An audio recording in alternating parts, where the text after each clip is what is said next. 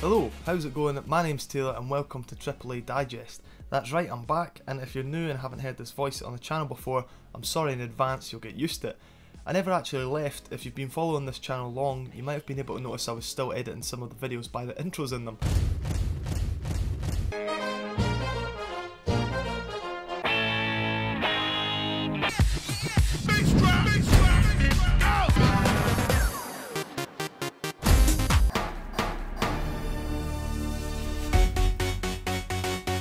I also added a Django Unchained clip after the outro to every video I made. I've been seeing all your comments about when I'm coming back, and now was the time after this Red Dead hype has started to fully kick in. The simple reason I was gone, I just wasn't feeling up to it and wanted to take a backseat while still helping out Martin with the uploads. Also, as Martin said, there would be some gaps in our uploads, hence why we haven't uploaded in 3 weeks. We keep it real in here and wait for actual factual news to give to you. And as of the 9th of August, Rockstar finally gave us all what we wanted, some Red Dead Redemption 2 gameplay, and it was amazing.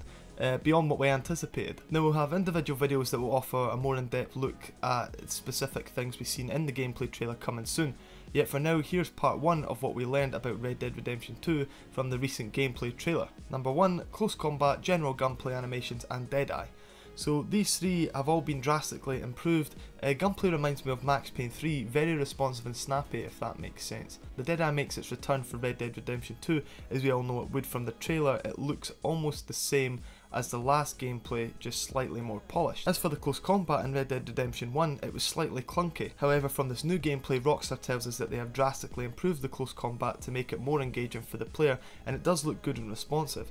The gunplay has also been improved with individual weapon characteristics for each gun. They said that realistic reloading is added, but to be honest, I felt GTA 5's reloading was pretty spot on, so I'm not surprised it's in this game as well. Number 2, Euphoria physics return. Now we know Red Dead Redemption's ragdoll mechanics would make an improved return, but it's a beautiful thing to finally see them in action during a specific clip in the trailer. We get Arthur at first using a revolver to make quick work of the first approaching enemy, who literally does the chicken dance before stumbling to his death, similar to Red Dead Redemption 1. Then Arthur swiftly switches to a double barrel shotgun and the two other men drop. Number 3, regions and unique environments. So possibly Red Dead Redemption's one biggest negative in my opinion was the lack of variety in regards to its environment. Although fleshed out, there wasn't enough to see. Now you could call this realistic to the Wild West, and it was, but in terms of a game, I feel like you need to maybe exaggerate features in a Wild West to make it more enjoyable.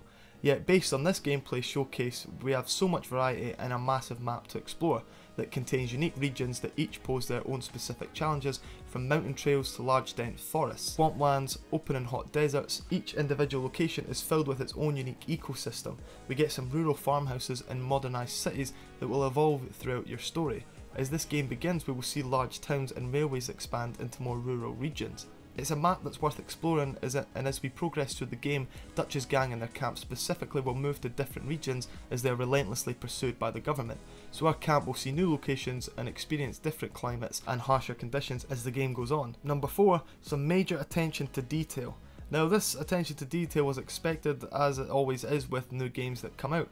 Now Arthur is forced to get off his horse and cautiously lead it through deeper water and swamp locations in order to ensure its safety. With the press of a button, this action can be stopped and restarted. A second detail is there's a large and rich ecosystem, and some animals will exclusively live in specific locations. It's up to the player to venture out to the wild in order to meet or hunt new animals that each act differently. Now area specific animals were in Red Dead Redemption 1, but it just seems like they've expanded on this more in Red Dead Redemption 2. We'll have prey, hunters and scavengers that are all within their own food chains and food webs, and we can see shots of an alligator protecting its territory, vultures eating from a deer carcass, and wolves ambitiously attempting to take down a bear. A nice quick detail, the wanted level states the crime. Once again, they've kept the exact same law system but polished it, because why fix something that isn't broken? Number 5, horses. As we mentioned in a previous video, horses are extremely important and they were largely showcased during the gameplay trailer. So here are some detailers.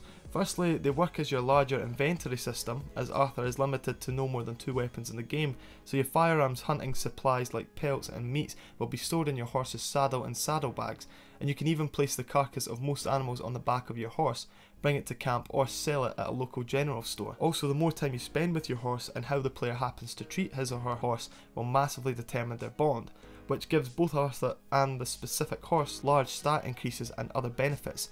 Increased stamina, less damage from gunshots, the horse will become less skittish and frightened by gunfire and explosions like we mentioned, allowing Arthur to be more accurate when he's riding at high speeds.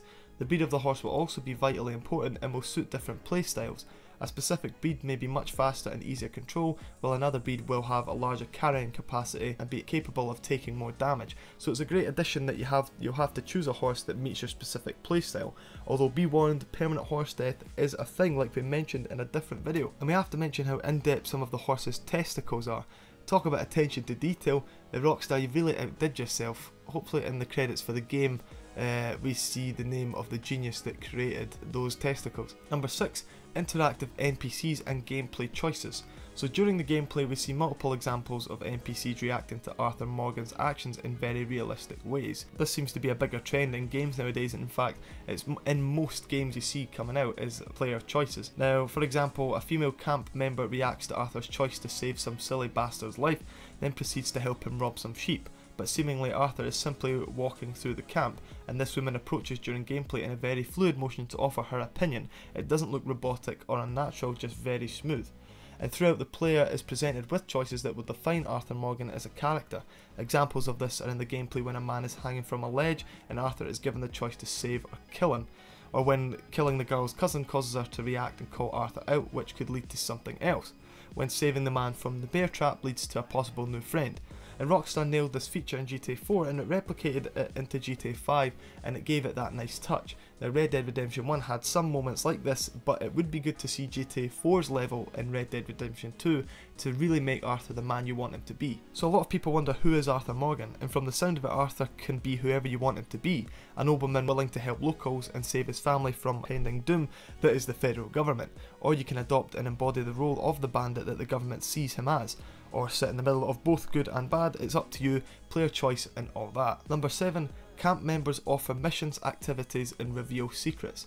Now as we all know, Arthur can completely ignore his duties within the gang's camp, which camp members will negatively react to when Arthur finally shows his face at camp. It's the player's choice, and if you want to focus on the main story, that's fine, yet Rockstar has offered an incentive to push players into taking the role as a leader seriously and to improve bonds with characters in Dutch's gang. Arthur's actions in the world will reflect negatively or positively on the camp too, and being a wanted man, returning to camp doesn't exactly go down well. But in terms of being positive, as Arthur you can help provide for the camp in the form of buying, stealing supplies, hunting for pelts and meat, which the camp's cook Preston can in turn feed Dutch's gang.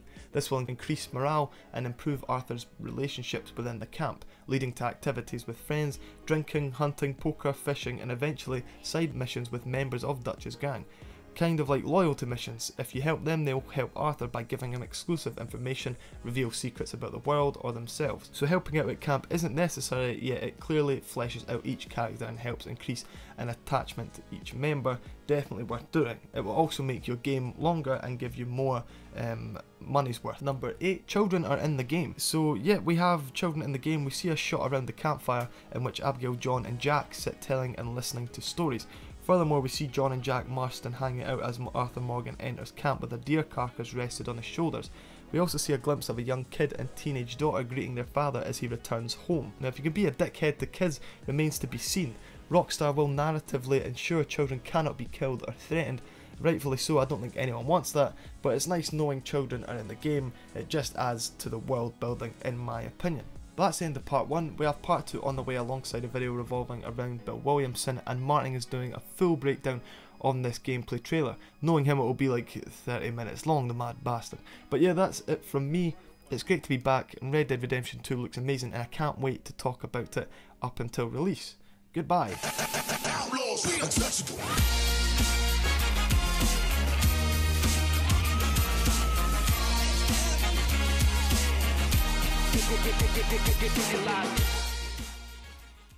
Like the way you die, boy.